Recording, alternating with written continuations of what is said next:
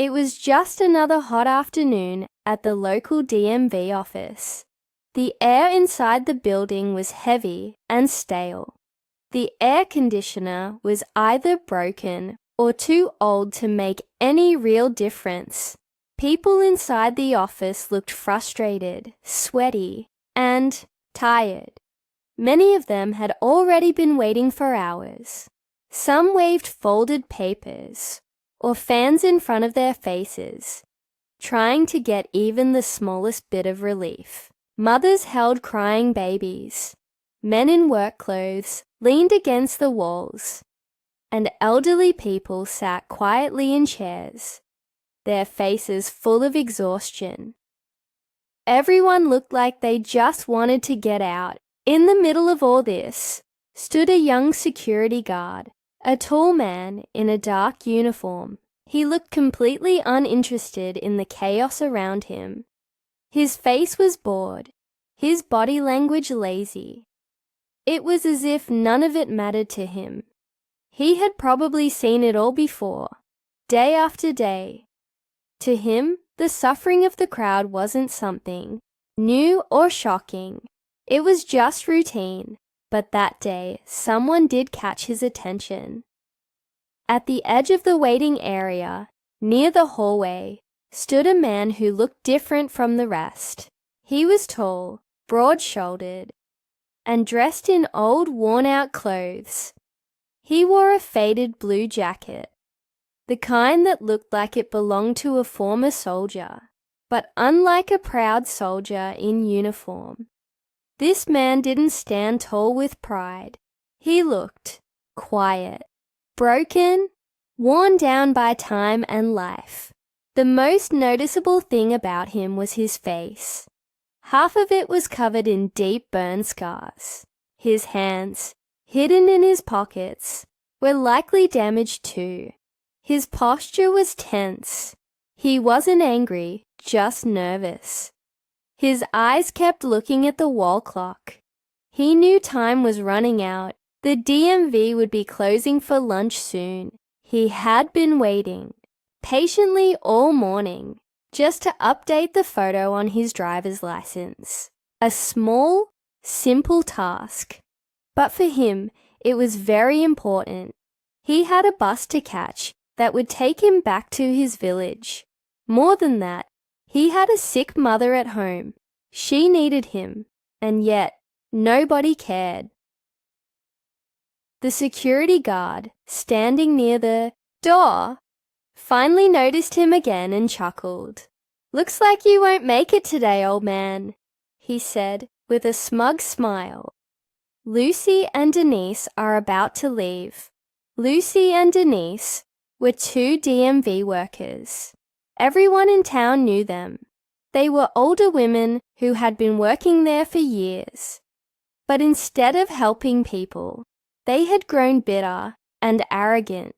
They didn't care about kindness or fairness. They only helped people who brought them gifts or who had money. If you were poor, tired, or looked like you had nothing to offer, they didn't want to deal with you. And today, they were in a hurry. They had already decided to leave early for lunch, as they often did. They didn't care about the long line of people still waiting. The old man took a deep breath and walked toward the counter. He knew he didn't have much time left. He tried to stay calm. His heart was racing. All he needed was a few minutes. He wasn't asking for a favor. He had waited like everyone else. But just as he reached the front, Lucy and Denise stood up. They grabbed their expensive handbags and turned toward the exit with proud, stiff shoulders. They were ready to walk right past him without a word. And that's when it began. The moment of quiet suffering. The moment where a man who gave everything for others was about to be pushed aside like he didn't matter at all. He wasn't looking for pity. He just needed someone to see him, to treat him like a human being, and in that hot, crowded office full of tired people, no one had yet stepped forward. But all of that was about to change. As the clock ticked closer to the lunch break, Lucy and Denise, the two DMV clerks, stood up from their chairs. They didn't care that the office was still full. They didn't glance at the people waiting or the forms left unfinished. They simply grabbed their expensive bags, checked their reflections in a small mirror, and walked toward the door like queens leaving their palace. The old man, with scars on his face and pain in his eyes, stepped forward. He knew this was his last chance. He spoke in a calm, pleading voice.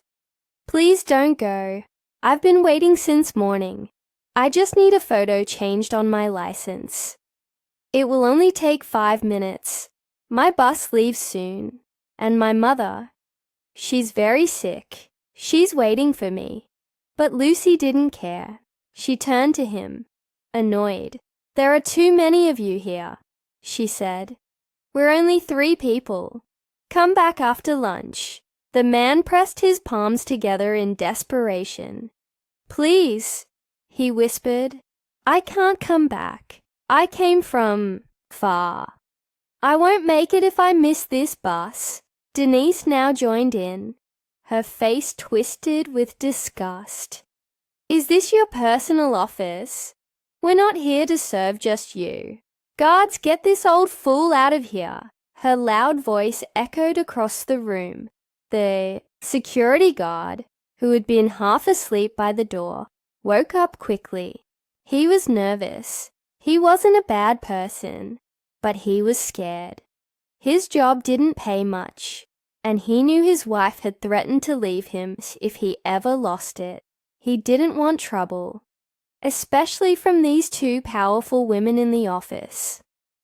Without thinking, the guard walked over and pushed the old man out of the building. The man didn't fight back. He just looked stunned, disappointed, hurt. His eyes filled with shame, as if he had done something wrong by simply asking for help. The door was locked behind him. Inside, someone had noticed the commotion. Jennifer, the youngest clerk in the Sachisoyo office, had overheard everything.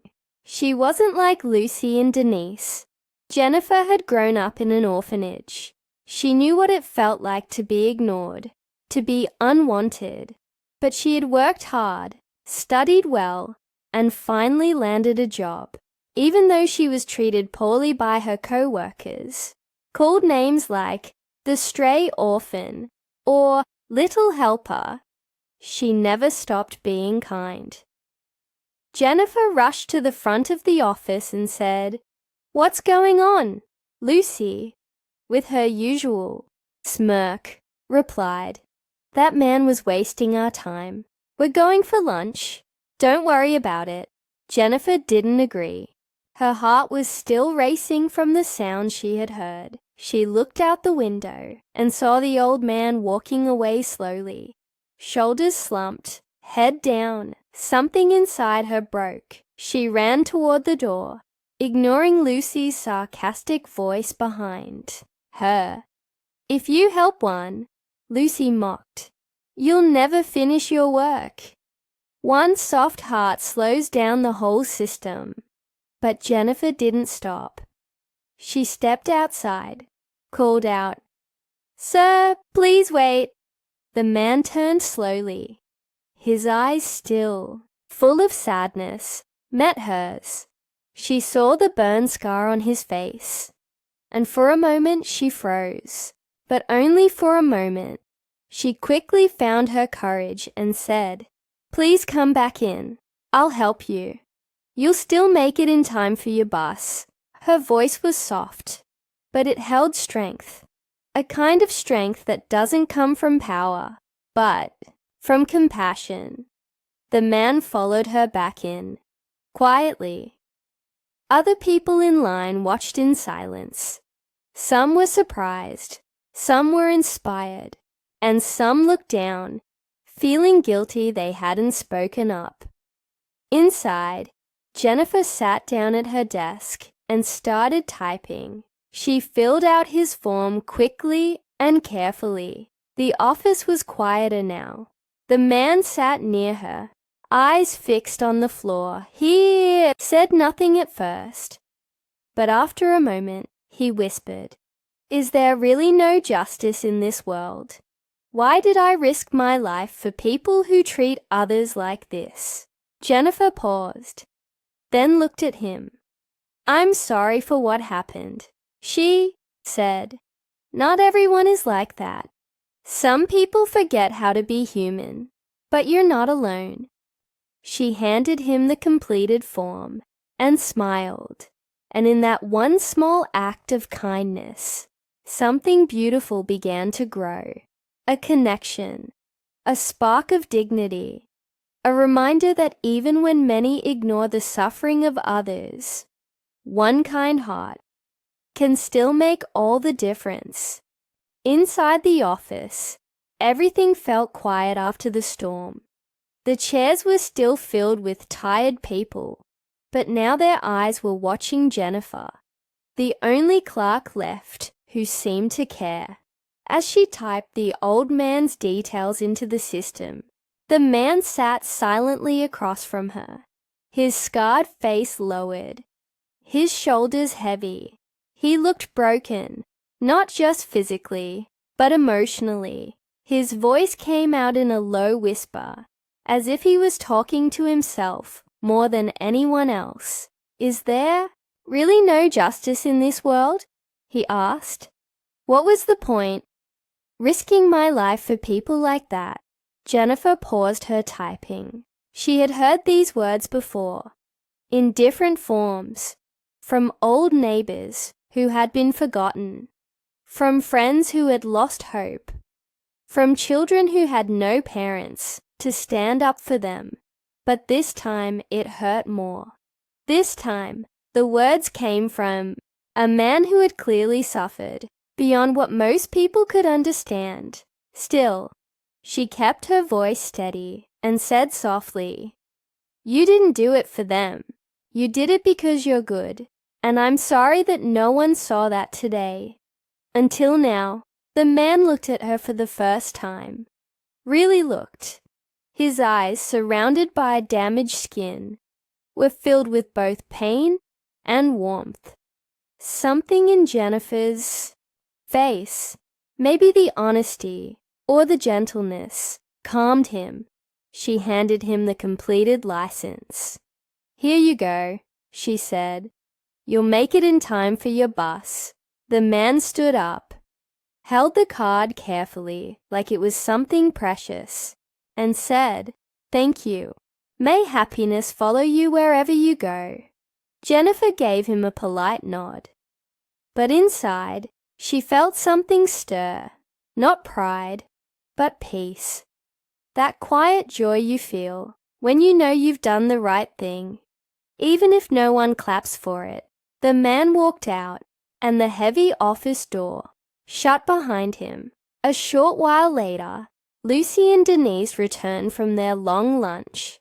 Their arms were filled with shopping bags, and the smell of rich perfume followed them into the room. They walked in laughing, not knowing what had happened, but something felt different. The people in the waiting line didn't just sit quietly this time. They glared. Silent, cold, angry stares followed Lucy and Denise as they passed. One elderly woman muttered, "Unbelievable. She's been working alone, and they walk around like queens." A young man added, "She didn't stop for a break, and they haven't done a thing all day." Murmurs grew louder. Tension hung in the air like smoke. Someone whispered, "We should file a complaint." But another sighed and said, "What good will it do? They'll just hire 2 more like them. Best to just bribe them and move on." The feeling of helplessness returned. Some people had hope when Jennifer helped the old man, But now, seeing Lucy and Denise back with no consequences, many gave up again. It was like a wound that had just started to heal, but was torn open once more. Back at the front desk, Jennifer said nothing. She heard everything. The gossip, the anger, the silence. Lucy and Denise sat at their desks and laughed. "We've never seen anyone so stupid," Denise said loudly. "That old guy lied to you and got help out of pity." Lucy chuckled. "You really are too soft. He tricked you, sweetheart." Jennifer didn't argue. She just stood up, packed her things, and got ready to leave. Outside, the sun was setting. The sky was orange, and the city felt cooler. Jennifer smiled, not because of her co-workers' words, but because she knew one thing for sure. She did the right thing. At home, her cat Felix greeted her with his usual meows. He had torn part of the wallpaper again, something he always did when he got bored. But this time Jennifer just laughed. She tapped her heels lightly on the floor, as if dancing, and whispered, "Some days are hard, but they still end with peace." That night, Jennifer went to sleep with a calm heart, while somewhere in the village, a tired but thankful war veteran held his new license, thinking about the one kind soul who had made him feel human again. A few days had passed since the incident at the DMV office. Jennifer continued doing her job as always, kindly, honestly, and without complaint. She didn't talk about what had happened. She didn't expect any reward or attention. Helping that old man felt right in her heart, and that was enough for her. But what Jennifer didn't know was that the story was far from over. One afternoon, something unusual happened. A black SUV, shiny, large, and clearly expensive, pulled up in front of the DMV office. People passing by stopped and stared. The car door opened, and out stepped a man in a dark suit, surrounded by assistants and guards. It was Mr. Mitchell, Reconson, the city mayor himself. The security guard, who had once pushed the old man out of the office, immediately stood up straight. His face turned pale. He didn't know why the mayor had come, but something told him this wasn't going to be a routine visit. The mayor didn't waste time. He walked straight through the hallway with a serious face and opened the DMV office door without knocking.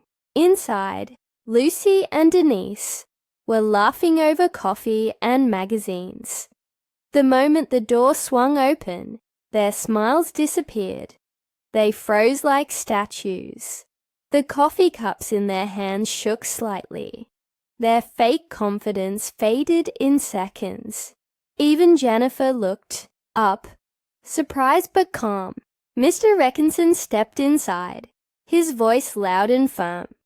"What kind of nonsense is going on here?" No one answered. Then he said something that made everyone's heart skip a beat. "A few days ago, a man named Chris Dober came here. He was humiliated, pushed out, ignored. And that's not something we will accept in this city." Lucy tried to speak, her voice suddenly sweet and polite. "Sir, it was a misunderstanding." But the mayor raised his hand and said sharply, "Enough." He continued, "Chris Dober is not just anyone. He is an honored war veteran. A man who served in a nuclear submarine. A man who risked his life to stop a fire that could have killed dozens and caused disaster across the region. He received serious burns in the process. His body was scarred. His life changed forever." Now everyone in the room went silent. Mr. Reconson explained how Chris had been discharged from duty and returned home to live with his elderly mother. His wife had abandoned him after seeing his injuries, and she later went on to have relationships with other men, including a local shopkeeper and even an unemployed drunk. Chris, heartbroken and ashamed, moved to the village and started living a quiet life. He helped his mother, wore simple clothes, and didn't care about appearances anymore. But even in that old jacket, he still carries his honor, the mayor said. Even with those scars, he's more dignified than anyone in this room. He paused for a moment, then added, "The day he came here, he missed his bus. He tried to walk home, still hoping for help. I happened to pass by in my car and saw him, and I recognized him right away." The mayor looked directly at Lucy and Denise. "I gave him a ride. I listened to his story. I learned how you treated him. And now I've come to make things right." Lucy and Denise stood frozen. They looked small, scared, and ashamed. Mr. Reckinson turned toward Jennifer. "You," he said with a slight smile, "were the only one who showed kindness, the only one who remembered how to be human." Then he faced the others and said firmly, "From today, Lucy and Denise are dismissed. This office will have new leadership, one that respects people, no matter how they look or where they come from." Jennifer's heart beat faster. She hadn't expected this. She wasn't someone who sought power, but she knew this change was important. Because finally, the truth had come to light. The man the world ignored was a hero, and the woman who helped him was about to become one in her own way. The mayor's visit changed everything. After his strong words, Lucy and Denise were removed from their jobs. It wasn't just a punishment. It was a message that kindness still mattered, and that people should be treated with respect, no matter their background or appearance. The very next day, Jennifer was called into the city office. She didn't know what to expect. She was nervous but kept calm.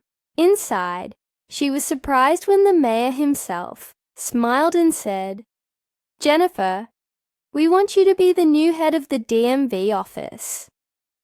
Jennifer's eyes widened. "Me?"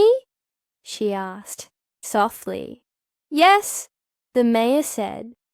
"You've proven that you can lead, not with fear or pride, but with heart. This office needs someone like you." Jennifer accepted the offer. She knew it wouldn't be easy. The job came with more responsibility and stress, but she was ready. She had faced worse in life.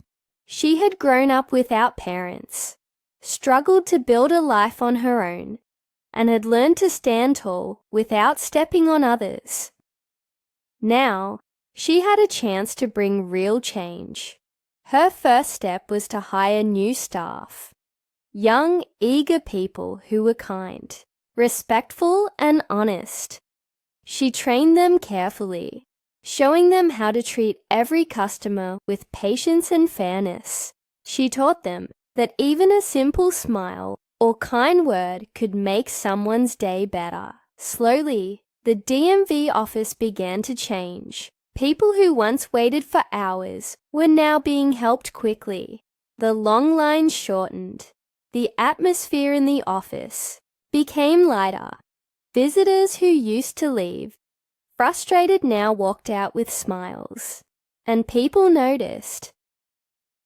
News of the change spread throughout the town. "That new girl is something else," one elderly man said. "She listens. She cares." Jennifer didn't seek praise. She worked quietly and consistently, but she smiled more now. There was a lightness in her step, a confidence in her voice. Something in her life had shifted. And then, something else happened. One afternoon, a team of TV journalists came to the DMV to film a story about the positive changes. The city wanted to highlight Jennifer's leadership. That's when Greg, a camera operator working for the local television station, walked into her life. Greg was friendly and full of energy. He had kind eyes and a warm laugh. As he filmed Jennifer speaking with customers and guiding her team, he became more and more curious about her. She was different from anyone he had met before. Humble, hardworking, and strong. After the shoot, Greg walked up to Jennifer and said, "You're amazing. Would you maybe like to grab coffee sometime?" Jennifer blushed. She wasn't used to such compliments, but something about Greg felt genuine. "Maybe," she replied with a little smile. One coffee led to a walk. One walk led to a movie. And soon, Jennifer and Greg were spending time together, almost every day, at home. Even Jennifer's cat, Felix, seemed happier. He had stopped tearing up the wallpaper and no longer cried for attention. He'd curl up next to her as she sat on the couch with Greg, watching old movies or laughing at silly things. For the first time in a long while, Jennifer felt like she had a full life. Not just at work, but in her heart. She still remembered the day she helped that old man. She remembered how small that act seemed. But now, looking at how much had changed, not just for her, but for the office, the town, and even her own soul, she realized something powerful. One good choice, one moment of courage, can start a chain of kindness that goes farther than we ever expect. And Jennifer, she had become the quiet hero that her city never knew it needed. Months passed. The DMV office, once known for rudeness and frustration, had become a peaceful and respectful place. People were treated kindly, and paperwork was done quickly. Jennifer's leadership had brought light to a place that used to feel dark. But Jennifer's life didn't just change at work, it changed personally too. She and Greg, the kind and curious cameraman who once came to film her, had grown closer. What started as coffee and small talk had turned into something deeper. They took evening walks, watched sunsets, laughed at silly jokes, and discovered how much they had in common. Greg saw something rare in Jennifer. She wasn't someone who wanted attention or praise. She was the kind of person who quietly made the world better, one person at a time. And Jennifer, who had spent most of her life alone, slowly opened her heart. She felt safe with Greg, happy, complete. Even her cat Felix, who used to scratch the furniture out of boredom, had calmed down. He now purred by the window, watching the world, content in the peaceful home they had built. Then came Memorial Day. It was a special day in the city, a time to honor heroes, especially those who had served in the military. Jennifer was surprised when she received a formal invitation to attend a ceremony at the town square. But what shocked her even more was that she had been invited as a guest of honor. Greg smiled when he read the invitation. "You deserve this," he said. On the day of the event, the sun was shining and people gathered, waving small flags and wearing badges of remembrance. The stage was set with flowers, and a microphone stood at the center. Jennifer arrived with Greg by her side. She wore a simple but elegant dress. She didn't expect to speak or be recognized. She thought she would just sit quietly and listen. But when the mayor stepped up and introduced the first speaker, Jennifer's heart stopped. It was him, Chris Dober, the old man she had once helped at the DMV, but this time he wasn't wearing a worn-out jacket. He stood tall in a full military uniform, his chest covered with medals and badges of honor. His face still carried the burn scars, but they seemed to shine with pride, not shame. His voice was deep, calm, and filled with wisdom. He spoke to the crowd. I served in the military for many years. I faced fires, explosions, and near-death moments under the sea. I was proud to serve, but I came home thinking I would be forgotten. He paused, then said, and for a while, I was. Chris looked at the crowd and then directly at Jennifer. But then, on a day when I felt the world had no place for me anymore, a kind young woman saw me. Not my scars, not my clothes, but me. She treated me like a human being. She reminded me that goodness still exists. He raised his hand and pointed toward Jennifer. That young woman is here today.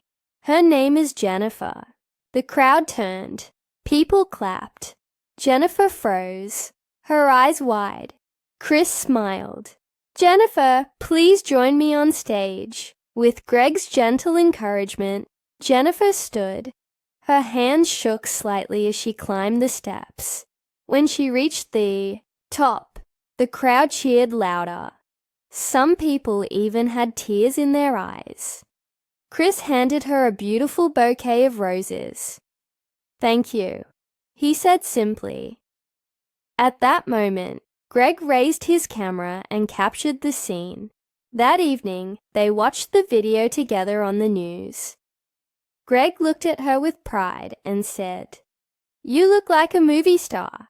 Jennifer laughed. "Come on, I'm just a plain girl." Greg gently hugged her and whispered, "In real life, you're 100 times more beautiful." Jennifer smiled and leaned her head on his shoulder. She didn't need fame or medals or even applause. All she needed was what she had now: love, respect, peace, and the knowledge that her small act of kindness had changed everything.